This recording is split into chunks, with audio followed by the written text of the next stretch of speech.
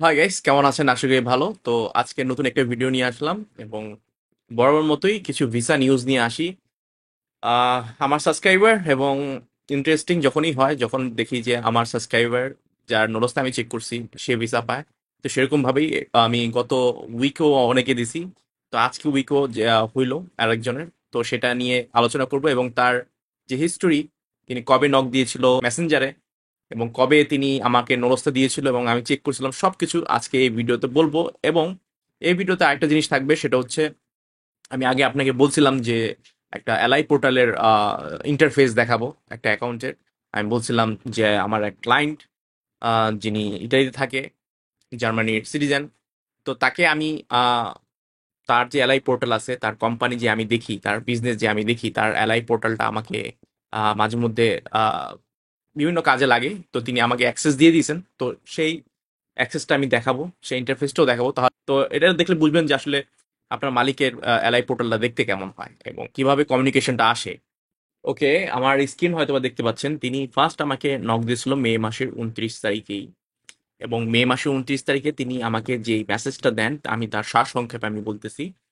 সেটা হচ্ছে তার নোলসটা বের হয়েছে 2023 সালের আগস্ট মাসে।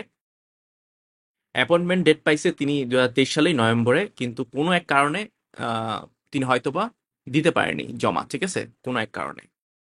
তারপর তিনি রিস্কেজুল নিয়ে ডিসেম্বর 18 তারিখ, 2023 সালে ডিসেম্বর 18 তারিখ, প্রায় 2 বছর হতে যাচ্ছে, তাই না? তো তিনি জমা দেন এবং ঠিক 1 বছর পর ডিসেম্বর 18 তারিখ 2023 সালে তিনি জমা দেন এবং ডিসেম্বর 26 তারিখ তিনি 2024 সালে পাসপোর্ট ফেরত পান, মানে রিটার্ন পান। তো রিটার্ন পাওয়ার পর তিনি আহ, প্রায় 6 মাসের মতো অপেক্ষা করেন এবং 6 মাসের পর কিন্তু তিনি নুরস্থা চেক করাতে চেয়েছিলেন, এই যে ভাই আমার নুরস্থাটা একটু চেক করে দিন, কি করতে হবে আমার। তো আমি তার এবং নুরস্থাটা চেক করে আমি সবকিছুই ঠিক পাই।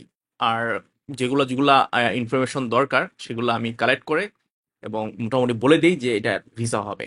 তো দেখেন, মে মাসের, আমি বলছি আহ সেপ্টেম্বরের 29 তারিখ, ঠিক 4 মাস পরেই তো আপনার দেখা গেছে তার ভিসা রেডি মেসেজ আসলো লাটিনা শহরে। আর আবার বলে দিতেছি, তার কিন্তু এগ্রিকালচারের অবস্থা। ওকে, তারপর তিনি যে কারণে 3 দিন পর আমার জানালো, সেটা আমি একটু মাইন্ডও করছি, বিকজ দেখেন, যদি এইসব ইনফরমেশন যে ভিসা রেডি মেসেজগুলো যদি আমি সাথে সাথে পাই, তাহলে কিন্তু আমি আপডেট দিয়ে দিই। যাই হোক, 3 দিন পর তিনি আমাকে ভিসা রেডির খবর জানাতে আসেনি, তিনি একটা প্রবলেমে পড়ছে। আমি দেখাই আপনি, স্বাভাবিকভাবে এটা একটা মাইন্ড করার কথা যে তার নোটসটা আমি চেক করেছি, তিনি আমাকে জানায়নি। যাই হোক, 3-4 দিন হয়ে গেল, ওই যে বললাম তিনি অলরেডি বলছেন আমি খুবই দুঃখিত, তাই আর কিছু বলার সুযোগ নেই। আর যিনি, তিনি যদি এই যে সমস্যাটায় পড়ছেন যে আপনার 29 তারিখে পাসপোর্ট জমা করে আসছে এবং দুইজনের রেডি ফর কালেকশন চলে আসে 4 দিন পর, কিন্তু তার আসতেছে না, যদি এই বিপদে তিনি না পড়তেন বা এই সমস্যায় যদি না পড়তেন, তাহলে হয়তো আমার জানাই হতো না যে তিনি ভিসা রেডি মেসেজ পেয়েছেন। যাই হোক, তিনি এই সমস্যায় পড়ছেন, তারপর আমি বলে দিলাম দেখেন, যেহেতু তারা তিনজনই একসাথে একই মালিক এবং জমা দিয়েছেন পাসপোর্ট 29 তারিখে, সবারই যে একই সাথে রেডি ফর কালেকশন মেসেজ আসবে তা কিন্তু নয়। এটা ভুল ধারণা, অনেকেরই এরকম হয়েছে। তো আপনার কোনো চিন্তার বিষয় না। এই আমি বললাম যে, এখানে বলছি যে আগামী সপ্তাহে আপনি দেখেন, আপনি রেডি ফর কালেকশন চলে আসবে। ওকে, তো তার ইনশাল্লাহ ভিসা হবে, যেহেতু তার ভিসা রেডি মেসেজ চলে আসছে, ভিসা নিশ্চিত হবে। ওকে, তারপরে এখন যে কথাটা আমি বলতে চাই আপনাদের, যারা অনেকেই এমন আছে ভিসা রেডি মেসেজ পেয়েছে, এখনো জানাইতেছেন না, দয়া করে জানাবেন কোন সিটি আপনি পেয়েছেন ভিসা রেডি, এগুলো আমি আপডেট দিতে এবং অনেকের এটা সুবিধা হয়, ঠিক আছে, ম্যাচ করতে। তো তার তো লাটিনা সিটির ঘটনা আরেকটা ছিল, আমি তো বলছিলাম আরেকজনের অবস্থা আমি চেক করছিলাম। ওই যে বললাম, এটিএন বাংলার একজন ইন্টারভিউ দিয়েছিল ভুক্তভোগী, তো তিনি কিন্তু এখন ইটালিতে চলে গেছেন, মানে ইটালিতে এখন এসে পড়ছেন।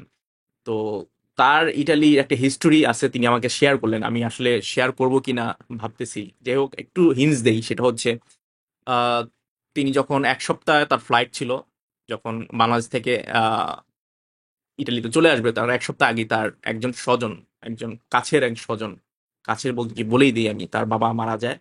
এবং খুবই আফসোস লাগলো কথাটা শুনে। এবং আরেকটা কথা হচ্ছে, তার যে আনন্দ মুহূর্তটা ছিল, সে আনন্দ মুহূর্তটা বিলীন হয়ে যাওয়ার কথা, হয়ে গেছে অলরেডি।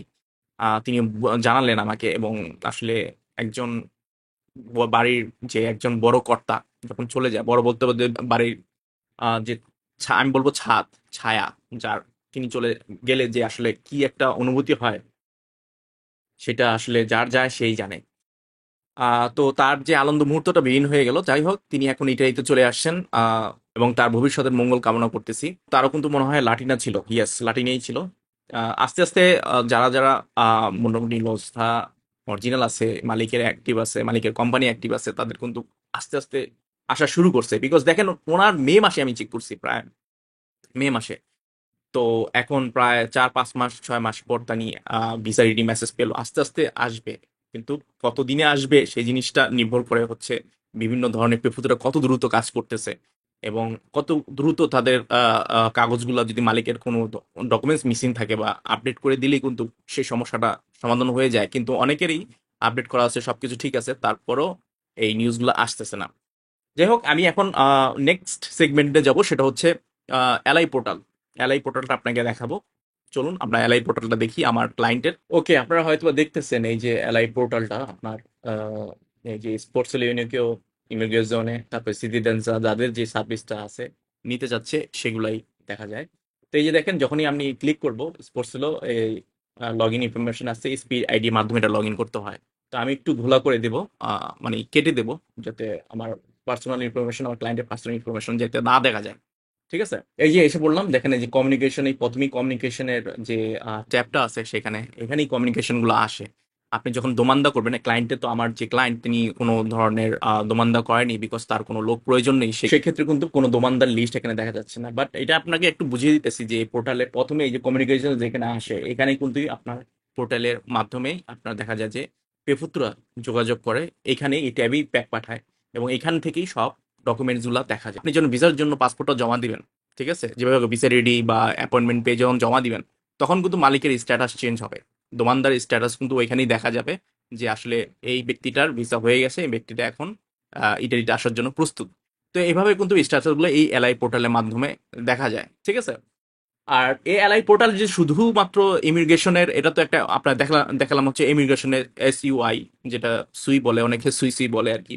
তো এটার সাথে কিন্তু একটা পেপুত্রা, প্রত্যেকটা আইডির সাথে, এলআই পোর্টালের সাথে ওই অঞ্চলের পেপুত্রার কমিউনিকেশন হয়, তাই তো। তো পেফুত্রার অনেক মেসেজ গুলাই এইটার মাধ্যমেই রিসিভ, এই এলআই পোর্টাল মাধ্যমে রিসিভ করা হয়, স্বাভাবিক কথা।